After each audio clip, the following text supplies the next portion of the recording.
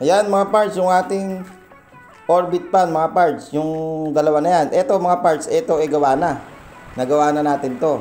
Na i-upload na rin natin to dito sa ating channel. Ayan mga parts, ito ngayon ang gagawin natin. Itong isang orbit pan na to. To. Ayan mga parts.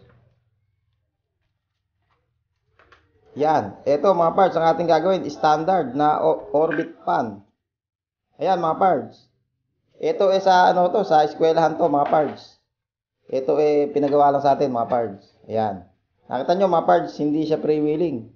Mahigpit yung kanyang pag-ikot ng kanyang LC. Ngayon mga parts, i-test natin tong tatlong wire niya.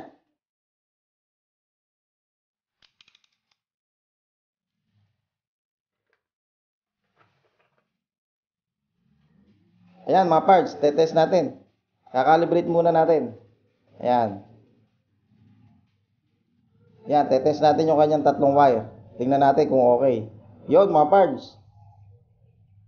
Hindi siya okay. Nakita nyo mga parts, hindi pumalo ng sagad. Dapat papalo siya ng sagad ng 0. Ala, mahina mga parts. Ibig sabihin no, may problema to mga parts. Ngayon, babaklasin natin to. Itong orbit pan na to, tatanggalin natin at titingnan natin kung ano yung problema. Kaya samahan nyo ako. Para kung may ganitong orbit pan kayo, magawa nyo rin mga parts nang hindi na kayo magkakagastos pa. At nang kayo makatipid. Ayan mga parts, natanggal ko na yung cover niya.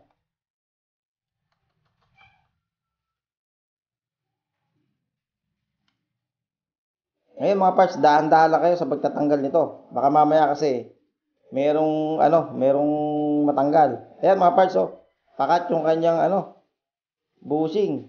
Kaya mahigpit.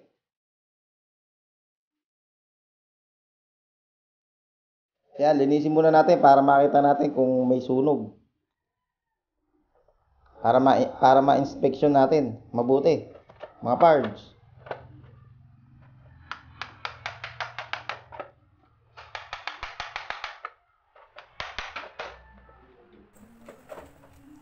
Ayan mga parts, natanggal na natin yung kanyang rewind. Ayun, meron akong napansin sunog mga parts. Ayun, sana yun lang ang problema, yung sunog na yun, para hindi na magkagastos pa. Para ihihinan lang natin, okay na. Pero titingnan pa rin natin mga parts yung sunog na yun. Titingnan natin kung yun talaga ang problema. Kung yun lang. Sana nga yan lang mga parts.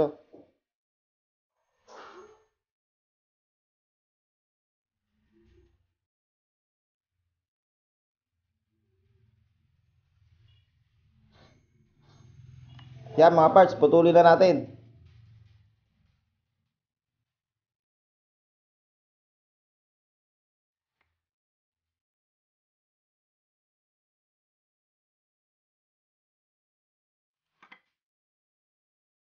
Ngayon mga parts, susukatin natin ang ating multimeter.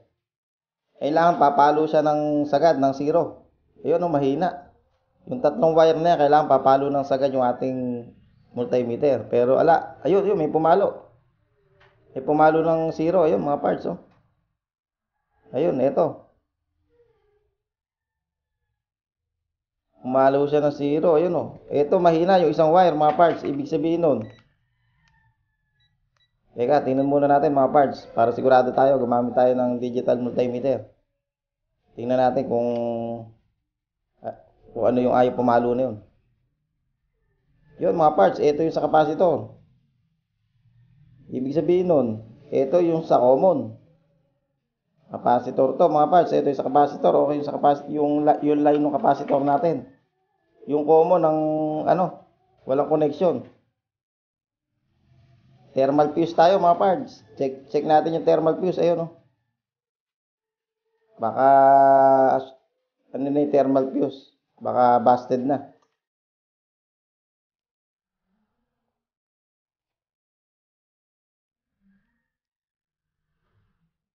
Yan, kailangan mga parts, dahan-dahan lang kayo sa pagbaklas nito. Kasi malilit lang yung kanyang rewind. Gagabuhok lang.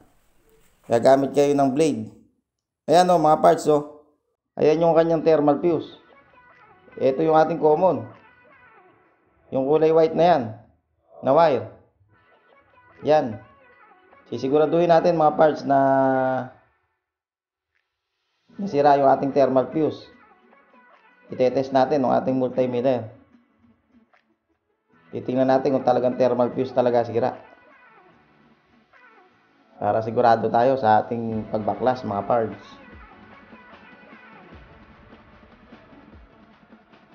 Ayan mga parts, oh, hindi pumalo yung ating multimeter. Ibig sabihin nun mga parts, thermal fuse ang sira. Ngayon papalitan natin to mga parts. Ito yung ipapalit natin mga parts, 2 amperes, 115 degrees Celsius. 115 degrees Celsius yan mga parts. Ayan, 2 amperes. Ngayon lalagyan muna natin to ng mga tali. Para hindi natin to mahahatak. Kasi delikado mga parts, baka mamaya sa pagkabit natin ng thermal fuse, aksidente nating mahatak yung kanyang mga wire. Sumama yung kanyang rewind na maliliit, gagabuhok lang kasi baka maputol. At mapapatrabaho pa tayo. Madadagdagan pa yating gagawin. Ayan mga parts, oh. Ganyan ang gagawin nyo mga parts para sigurado kayo sa inyong pagbaklas. Ito mga parts yung common natin. Connection niya nung thermal fuse. Ito yung ating thermal fuse na ipapalit mga parts. Ito yung ating syringable tube. Lalagyan natin yan mga parts para safety.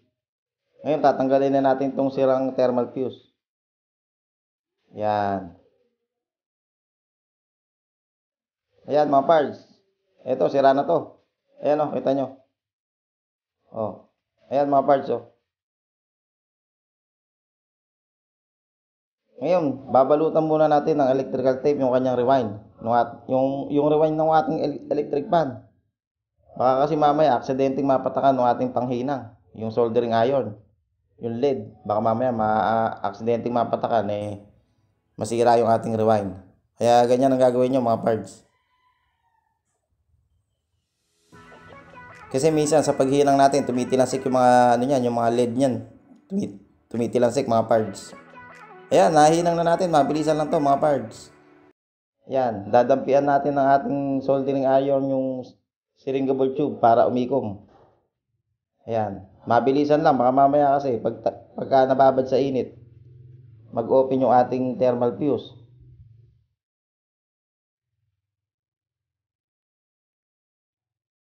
Yan mga parts, talian natin para para walang kagalaw-galaw. Ayan. Pag naglagay kayo ng thermal fuse, huwag nyo nang lalagyan ng sapin sa ilalim. Para pagka aksidenteng nag-init yung kanyang rewind, automatic magka-cut off na siya.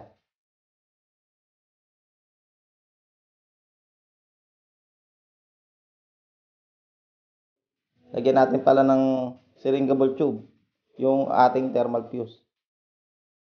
Ayan mga parts. Ito mga parts, yung connection niyan. Hinabakan ko lang yung wire. Ayan. Sa labi natin ng ating soldering iron, yung ating syringable tube para umikom. Ayan, talian natin mabuti mga parts.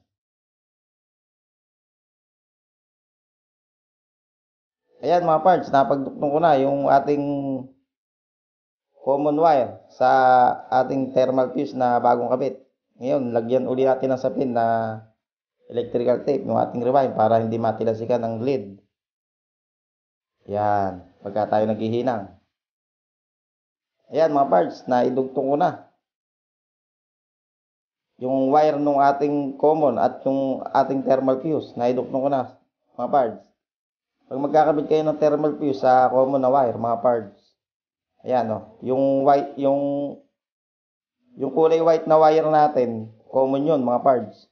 Common. Ayan, siguraduhin natin mahigpit yung kanyang mga tali.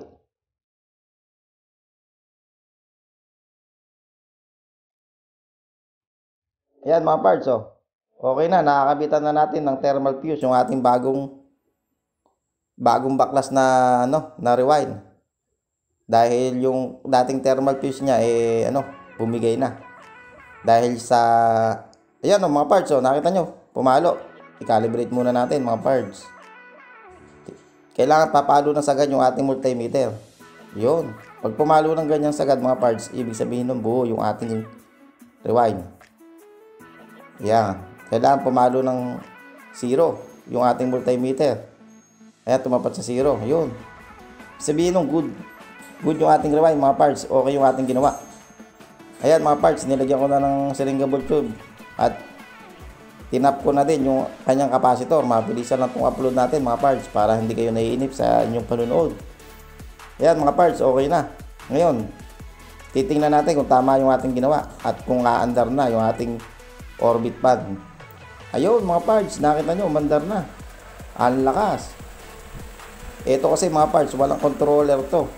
Nakarekta to sa ilaw. Kaya pagka nagsindi ng ilaw, automatic aandar na yung ating orbit pad.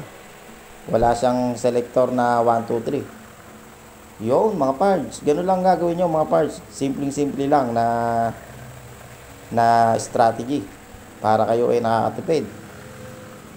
Ayan o mga parts. At yan yung ating isa pa natin ginawa. Naka-upload yan dito sa ating channel. Yung isang orbit pan na yon na may cover na. Kaya panuorin nyo rin mga parts. At maraming salamat sa inyong pagsuporta dito sa ating channel. Lagi kayong mag-iingat at magdadasal sa ating Panginoon.